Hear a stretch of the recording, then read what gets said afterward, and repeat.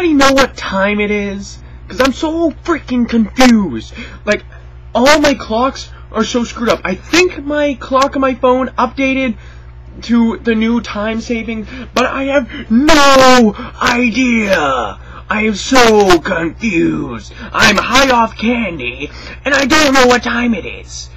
I'm like, ah! It's crazy.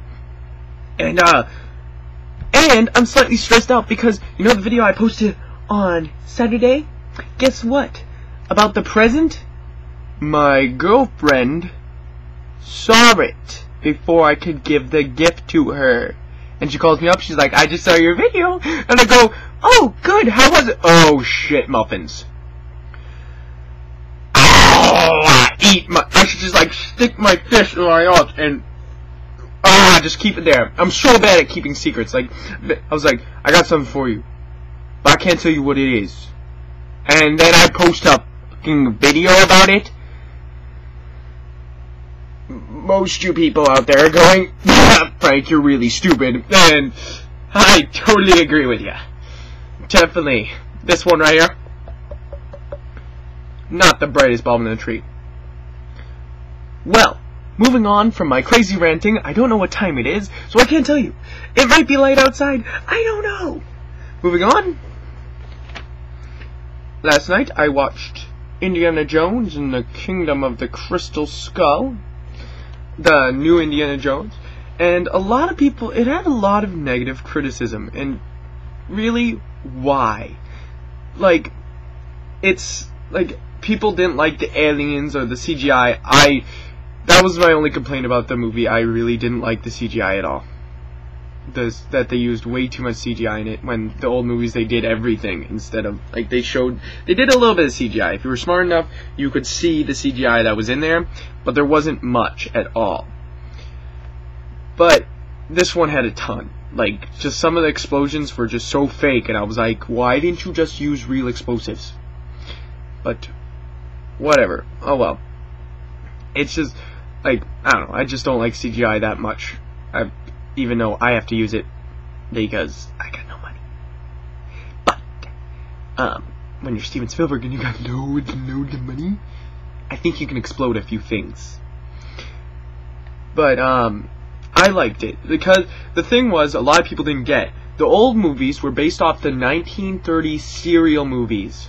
They're based off those, like, ones that came out, like, every couple of months that you could, like, stick along with, and you would love the character, and they would never lose their hat and everything like that, and it was just a big adventure thing. And the smart thing and the really cool thing, if you were smart, people, smart, you gotta catch this, that because this movie's based in the 1950s, it's based off 1950 B movies. And B movies, as many people know, are sci-fi movies that very low budget kind of sci-fi movie kind of things with not great dialogue, but pretty good. Like, let me show you an example of what I have for B movies.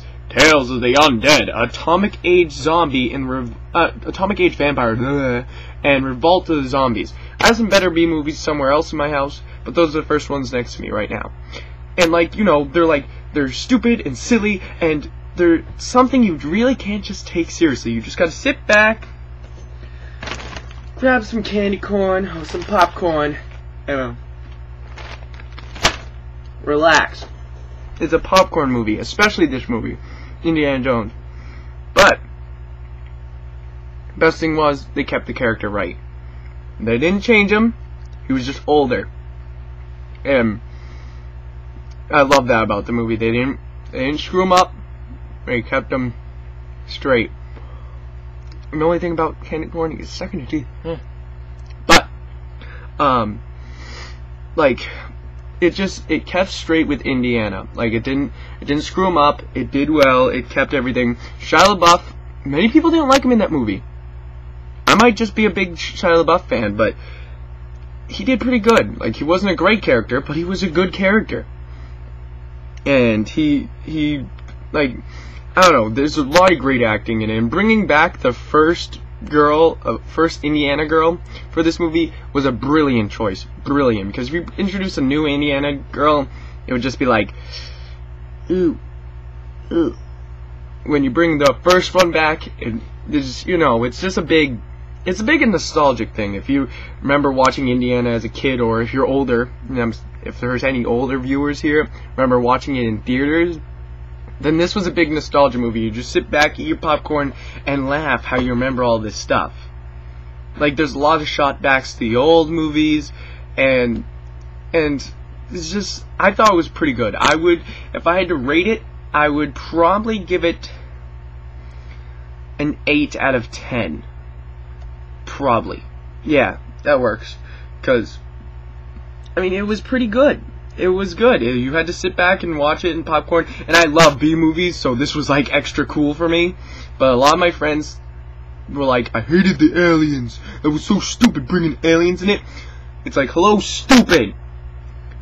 You have to realize this is based off a B movie now because it's set in the 50s.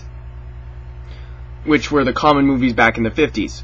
That was like big in the theaters. So you gotta realize this so you're not going, wow, this is different. Like, they don't have like talking old guys in like the third Indiana Jones. Like, and they don't have like Nazis everywhere. Well, that's because in the 1950s it was the Cold War. And guess what? Russians were a main problem. There was no Nazis around. I'm sorry. It just happens. Time moves on. And people get older, as you can tell by Indiana Jones in this one. But definitely something everyone should check out and everyone should see.